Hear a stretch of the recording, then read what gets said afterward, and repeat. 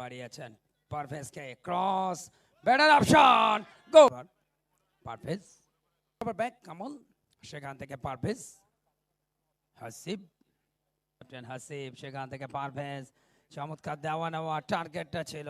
রাজুকে যোগান দেওয়ার দুটো গোল তার পা থেকে টোকাদের সামনে বলেন পারভেজ সেখান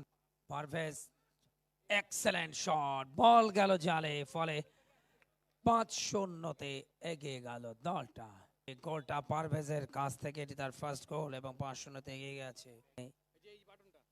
ইএফএল গ্লোবালের বিরুদ্ধে প্রতিদ্বন্দ্বিতা করবে সপ্তম গোলের লেট এবং সেটা কনফার্ম